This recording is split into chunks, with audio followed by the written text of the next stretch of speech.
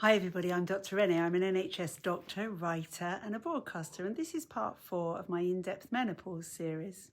So in this one, I want to talk about natural remedies for menopause because there are plenty of women out there who just don't want to go down the route of HRT or other hormones, some who just can't for various reasons, and some who have tried it and for whom HRT just didn't work for them.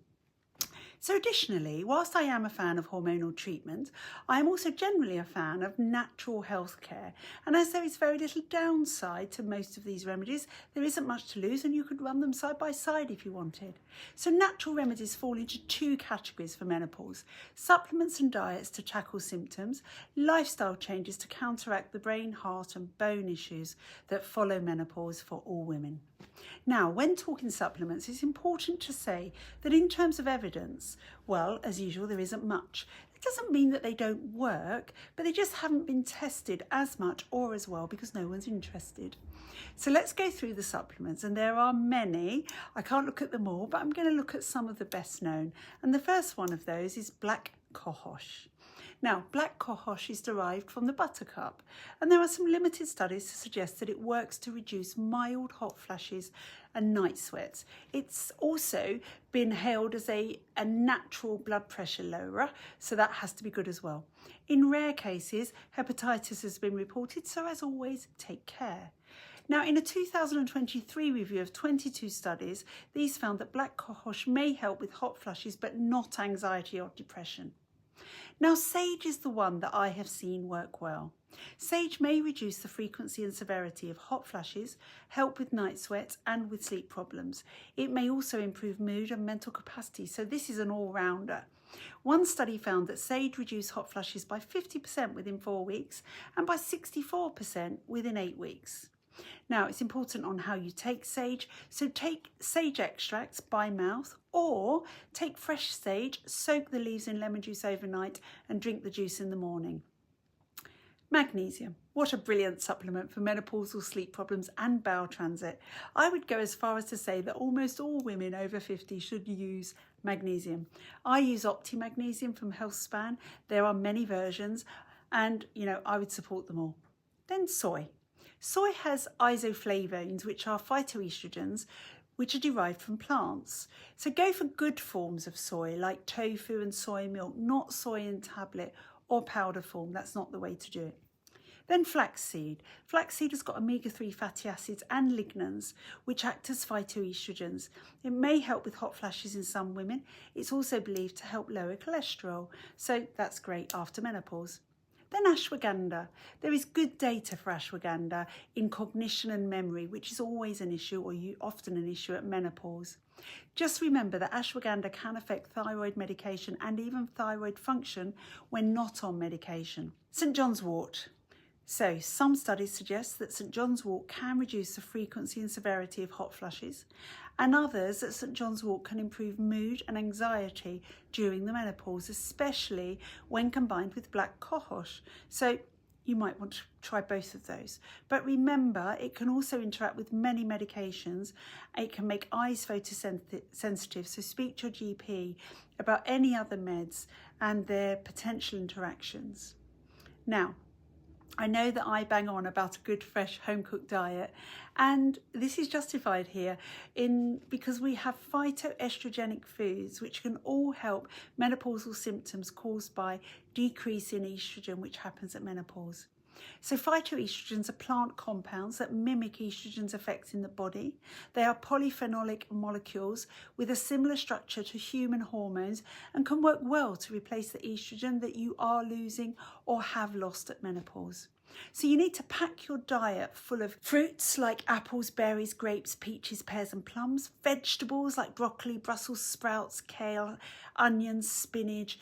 They're all great phytoestrogen providers. And don't ignore grains, barley, oats and wheat germ. I mentioned soy isoflavones. That includes soy, soybeans, tofu, miso soup, miso paste and tempeh.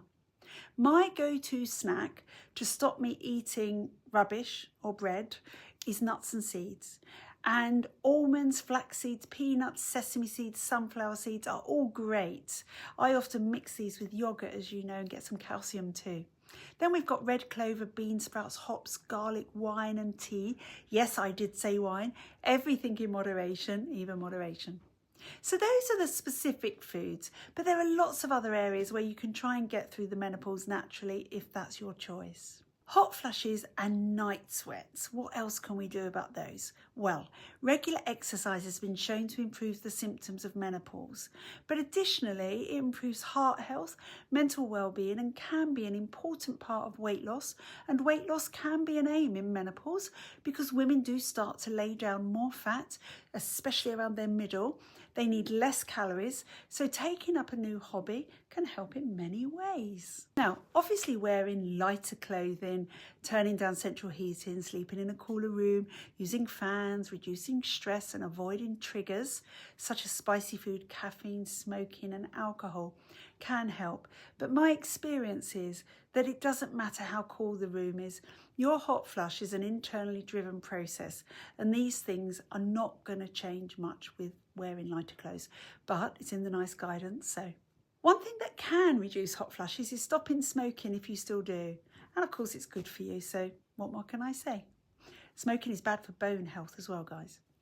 So eat a heart healthy diet, as we discussed above, to protect your heart, because heart disease becomes an issue for women only after menopause. Cut alcohol down a little bit. That little bit of wine is still a plus, as we've said. Now bones. Bones really do need some love if you're not opting for HRT, and even if you are. Get enough calcium and vitamin D every day. This is critical. I use a 3,000 milligram vitamin D plus K2 for absorption spray under the tongue. You can of course get vitamin D from diet, but it's really hard. You need to be eating pickled herrings, sardines on the bones at least 3 times a week. A spray works fine, and you can do that as well. I do both. I eat lots of those things, and I use a vitamin D supplement from Better You. In terms of calcium, I do prefer to get mine from diet because I find calcium supplements make me constipated, and I cannot bear to be constipated. And calcium's not quite so hard to get from diet. Just eat plenty of dairy, leafy greens and fish. And the most important thing to do for bones is weight-bearing exercise. But this is not carrying your shopping bag a few times a week. It really is doing weights at home or at the gym. There's lots of good people to follow on Instagram and all of these apps. I use Caroline Circuits, and I've got 2, 3 and 5 kilogram weights, and it's good for toning too. Ankle weights are also very useful, but to keep your bones strong, you need to be lifting weights if you're not using HRT, and I would say even if you are using HRT. Now, it would be remiss of me not to mention the current move towards recommending cognitive behaviour therapy, or CBT. However, I want to stress that this is to reduce stress levels, not to address symptoms directly. Please don't let a GP or anyone tell you that CBT is a menopause symptom management tool. They are fobbing you off. Now, vaginal care. And I couldn't leave this vlog without talking about yours and my vagina, could I? We will, of course, talk about this in the HRT section, but there are natural remedies to help with vaginal dryness, pain during sex, and pain during other normal life activities, such as sport.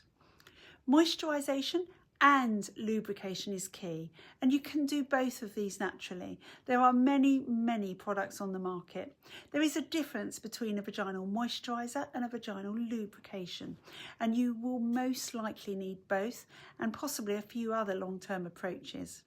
So as boring as it sounds, staying hydrated by drinking plenty of water is critical.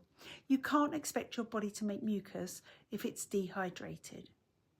Then there are natural oils like coconut oil or olive oil, and these can act as a great external lubrication, just rubbing them on the outside.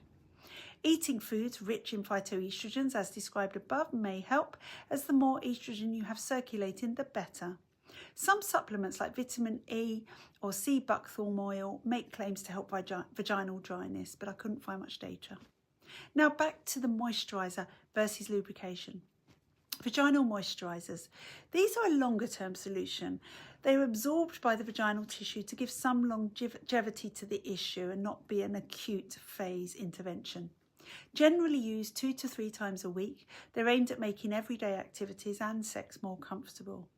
Lubricants, however, sit on top of the skin. They're not absorbed, and they're used just before you're planning sex. They're designed to stop friction and to make sex more comfortable, or even that bike ride you want to go on. So there are many moisturisers on the market. You've got Replens, KY, Yes, Silk, to name a few. And it really is a case of trial and error. I'll tell you my preferences at the end. In terms of lubricants, the choice is actually more divided. There are different considerations. So to start with, you've got the oil-based lubricants. Now, this does include coconut oil and almond oil, but also brands such as Yes oil-based lubricants. Now, the issue here is they can degrade condoms. So if you're trying to avoid pregnancy, and that's key, don't use these. Then there's water-based. This includes brands such as Yes, Silk, Durex, Love Honey. They're kind to condoms, so you don't have to worry, and most match the pH of the vagina. Then there are silicone-based. These are less common. They are out there. They're more expensive. They're often better tolerated by people with sensitivities, but it can affect silicone-based toys. So now, I promise to tell you what I prefer. Without a doubt, and I've tried many, both of the Yes products for me, the moisturiser and the Yes oil-based lubricant, but they do a water-based one. So I hope this helps, and the next part of this will cover HRT and hormone treatment. Take care.